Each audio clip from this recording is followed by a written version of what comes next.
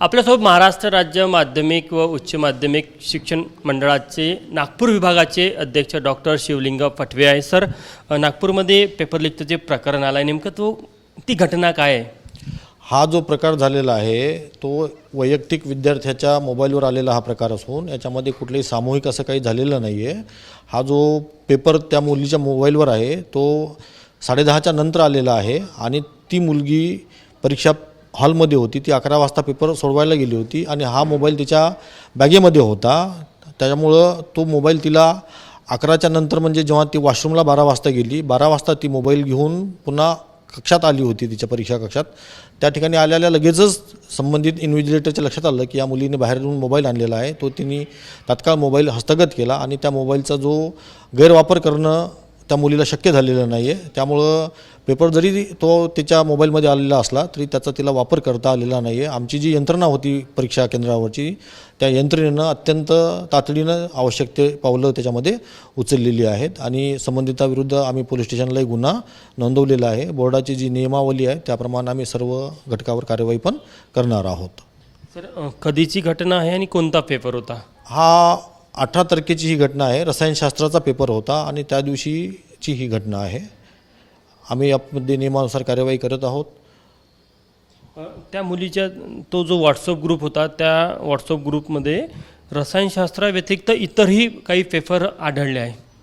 ह्याविषयी आता आम्ही पोलिसांच्या ताब्यात मोबाईल आहे. पोलीस त्याच्यावर इन्व्हेस्टिगेशन करत आहेत आणि इन्व्हेस्टिगेशनंती जे त्याच्यामध्ये दोषी असतील त्यांच्यावर नियमातील तरतुदीप्रमाणे कार्यवाही होणार आहे. भौतिकशास्त्राचा पण पेपर त्या मुलीकडे आढळला त्या ग्रुपवर. तो पेपर त्याच्यामध्ये दिसून येत आहे, परंतु तोही आम्हाला 11च्या आसपासच त्याच्यामध्ये तो पेपर आलेला आहे. तर त्यावरही आता आम्ही पोलिसांना कळवलेलं आहे. त्याप्रमाणे पोलीस जी कारवाई करतील नियमातील तरतुदीप्रमाणे ती कार्यवाही होणार आहे. तुमचं प्रायमरी ऑब्झर्वेशन काय? कारण की ज्या व्यवस्थेमध्ये हा पेपर परीक्षा केंद्रापर्यंत पोहोचतो तिथनं कुठेही बाहेर लीक होण्याची शक्यता खूप कमी असते.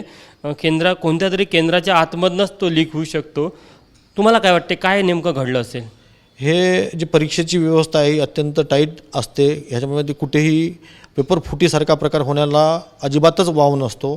कारण बोर्डाकडनं पेपर हे सील्ड पॅकेटमध्ये दिल्या जातात, ते तालुका कस्टडीला जातात, तिथून सील्ड पॅकेट्स केंद्र संचालकांपर्यंत जातात आणि केंद्र संचालकांच्या लेवलला ते साधारणतः 11च्या आसपास म्हणजे 1, 2, 3, 4, 5 मिनटे आधी पेपर ते विद्यार्थ्यांना देण्यासाठी म्हणून वर्गामध्ये केंद्र संचालकाच्या कार्यालयामध्ये ते पाकिट फोडत असतात. त्यामुळं आपल्या यंत्रणेत हा असं कुठेही म्हणजे इम्पॉसिबल आहे पेपर फुटणे किंवा पेपर बाहेर येणे.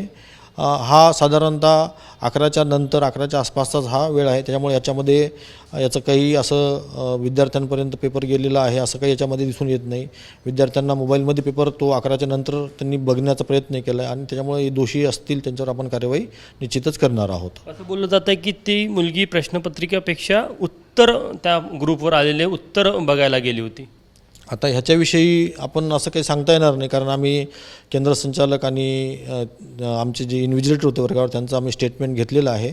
तर त्याच्यामध्ये त्यांनी तात्काळच तो मोबाईल त्यांनी हस्तगत केलेला आहे. ती म्हणजे मोबाईलचा वापर करण्याच्या तयारीत असताना त्यांच्या लक्षात आलं की ही मोबाईल घेऊन आलेली आहे बाहेर आणि तो त्यांनी 12च्या आसपास लगेच ती जेव्हा वर्गात घेऊन आली मोबाईल त्या तातडीने त्यांनी हस्तगत केला आणि पुढील कार्यवाही केलेली आहे.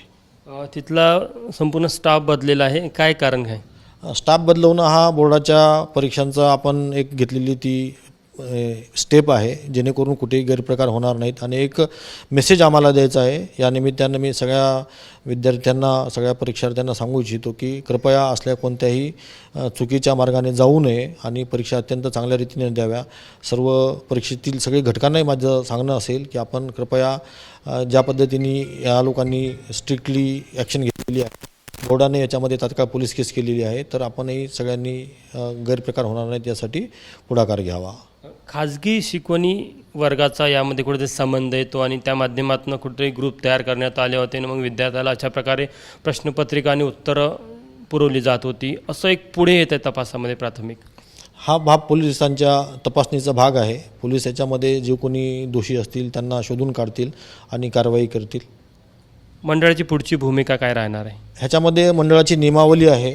विद्यार्थी जे दोषी आढळतात त्यांच्यावर आम्ही त्यांना त्या विषयाची संपादनूक रद्द करणे, त्यांना 5 वर्षासाठी परीक्षांमध्ये प्रतिबंध घालणे ह्यासारखी आम्ही कार्यवाही करत असतो. मंडळामध्ये आपण अशा विद्यार्थ्यांची प्रकरणे चौकशीसाठी घेत असतो आणि चौकशी अधिकारी नेमून चौकशा करत असतो आणि दोषी असणाऱ्या विद्यार्थ्यांवर आपण कार्यवाही करत असतो.